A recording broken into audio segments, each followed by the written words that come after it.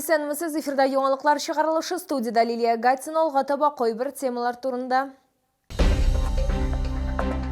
Мөрәҗәгатьләр саны тотрыклы, тик күрсәткечләр кимү тенденциясенә бармый. Яршоллыда ОРВ белән чирләүчеләр саны артырга мөмкин.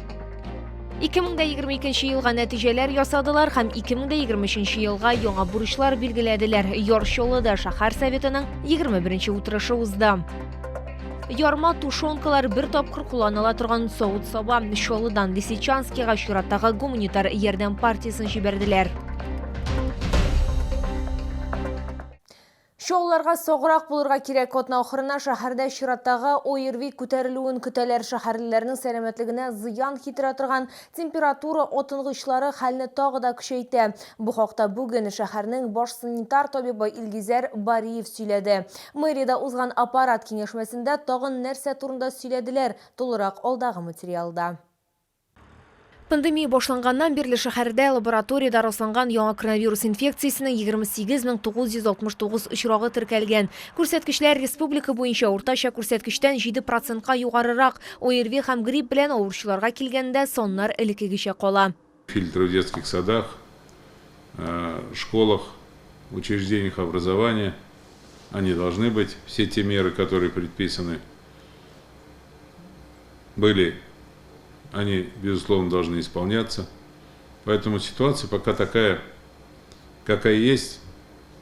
Но и от нас, коллеги, тоже многое зависит. Шәһәрдә элеккегечә үк провизор госпитале, йогышлы авырлар хастаханәсе эшләвен дәвам итә. Ашыгыч медицина ярдәме хастаханәсенең вакытлыча йогышлы авырлар бүлекләре һәм икенче хастаханә шулай ук штат режимында эшли. Мөрәҗәгатьләр саны тотрыклы, тик күрсәткечләр кимү тенденциясенә бармый дип ассызыклады Александр Николаев. Мэриядә узган аппарат киңәшмәсе вакытында йогышлы авырлар хастаханәсендә капиталь ремонт темасында күтәрелде. Блок Г освободили полностью. Переехали в блок А, в том числе... Приемный покой перевели в блок А, да? Да, перевели.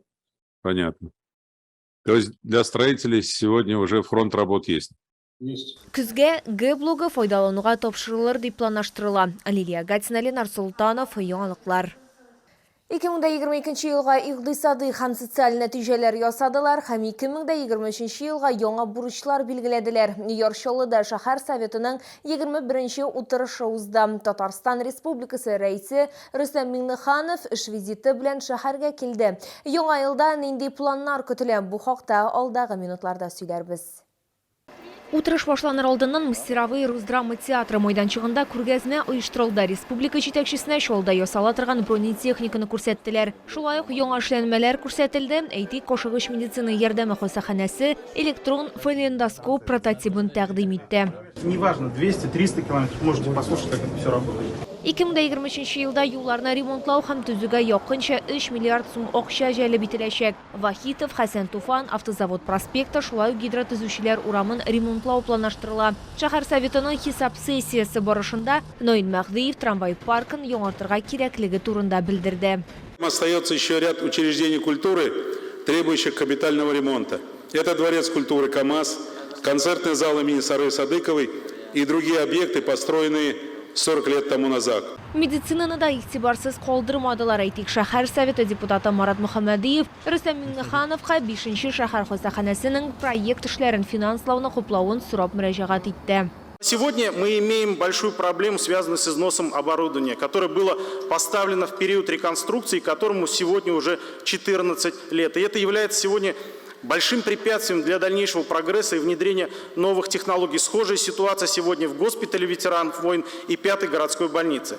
Йомгаклау чыгышы вакытында Татарстан рәисе шәһәрнең узган елдагы эшләвен уңай бәяләде. Чоллы яхшы икътисади динамика күрсәтте, диде ул. Рөстәм Миңнеханов ассызыклаганча Тукай районы һәм Яршолы шәһәрләре төзелешен планлаштыру мәсьәләләре бергәләп хәл ителергә тиеш. Необходимо внести проект генерального плана на утверждение городского совета совместно с институтом и фондом пространственных данных до конца года разработать, утвердить правила землепользования застройки набережных Челнов. Ну и вы знаете, законодательно, если это не сделаем, разрешение на строительство мы не можем давать. Шәһәр советы утырышы барышында Татарстан рейсы шулы предприятиеләрнең иң яхшы хезмәткәрләрен, шулай ук укытучыларны, медикларны һәм башкаларны бүләкләде. Лилия Гатина, Сергей Вильданов, яңалыклар. Шолдан Лисичанскига чираттагы гуманитар ярдәм партиясын җибәрделәр. Ярма тушонкалар бер тапкыр кулланыла торган савыт саба, йөкнең гомуми авырлыгы 13 тонна. Булар барысы да Рөстәм Гатин командасы волонтерларына киләчәктә дә тыныч халыкны тукландыра алсыннар өчен билгеләнгән. Рөстәм Гатин командасы Лисичанскида ярты елга якын эшли. Волонтер исәпләвенчә, апрель аенда 800 мең порция азык әзерләнәчәк. Мондый нәтиҗәләргә Чаллы халкы һәм шәһәр хакимияте ярдәме белән ирешелде. Рәхмәт йөзеннән Рөстәм Гатин шәһәр башлыгына бүләк тапшырды. Здесь автомобиль УАЗ и полевая кухня с флагом Татарстана и с флагом набережных Челнов. Внутри земля Лисичанска. Это можно и переворачивать. Рөстәм Гатин билгеләп үткәнчә, бу бүләк аларның ерак булсалар да янәшәдә булуларын искәртәчәк. Тиздән волонтер кабат Лисичанскига юл тотачак. Әлегә Чаллыдан гуманитар ярдәмнең чираттагы партиясе. Водителям говорим заранее это все. Они подготавливаются и не отказываются помогать жителям Лисичанска и военнослужащим. И без проблем ездит, как бы никто еще не отказывался. Гуманитарную помощь на самом деле сейчас собирает и город, и предприниматели, и волонтеры города собирают. Но вот в данный момент мы отправляем гречку, крупы, тушенку отправляем в город Лисичанск. Шулай ук шикәр, бер тапкыр кулланыла торган савыт саба һәм башкалар. Буларның барысы да Рөстәм Гатин командасы алга табада көн сайын 5000 кешене ашата алсын өчен кирәк. Йөкнең гомуми авырлыгы 13 тонна. Бу апрельгә кадәр җитә дип саный волонтер. Айзилә Шәймөхәммәтова, Эльмира Гайнетдинова, Кирилл Хабзей, яңалыклар. Автошәһәр ипподромына бөтен Россиядан 40-тан артык узырчы килде. Алар Салават кубогы автомобиль узышларында катнаштылар. Спортчылар өчен җан атарга безнең төшерү төркеме дә барды.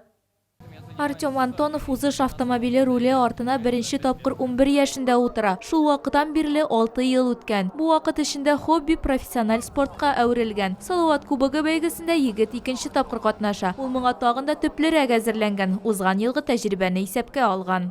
Довольно был неудачный этап, потому что тот сезон, прошлогодний ледовый гонок, у нас был очень быстрый темп. И именно на этом этапе у меня не получилось его реализовать. И грубо говоря, из-за этого этапа я проиграл в общем зачете чемпионства.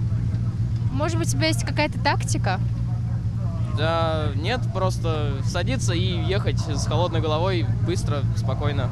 Чемпионнар өчен киртәләр юк. Ярышларның беренче көнендә карлы һава торышы да катнашучыларга бозлы дистанцияны үтәргә комачауламады. Она вносит свои коррективы и приходится ехать по чистой дорожке, потому что снег накладывает, много появляется шелуги. Тут 50 на 50, плюс от того, что лед немножечко такой, зацеп больше появляется. А минус в том, что видимость плохая и едешь, плохо видно. Салават кубогы илдә автоспорт буенча бердән-бер хәйрия ярышы. Җыелган акчаларны авыр тормыш хәлендә калган балаларга тапшыралар. Айзилә Шәймөхәммәтова, Христина Балабанова, Кирилл Хабзей, яңалыклар. Бу сезгә җиткерәсе соңгы мәгълүматыбыз иде. Мин Лилия Гатин сезнең белән сау булашам. Игътибарыгыз өчен зур рәхмәт.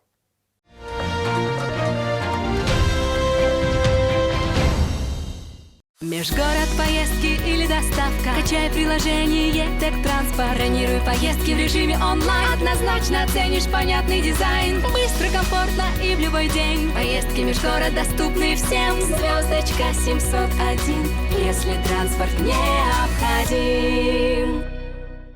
Натуральный качественный продукт собственной пасеки Фазулиных в Муслюмовском районе. Приглашаем вас попробовать вкусный липовый и цветочный мед. 3 килограмма цветочного меда всего за 590 рублей. Ждем вас! Палатка «Мед» на рынке Южный.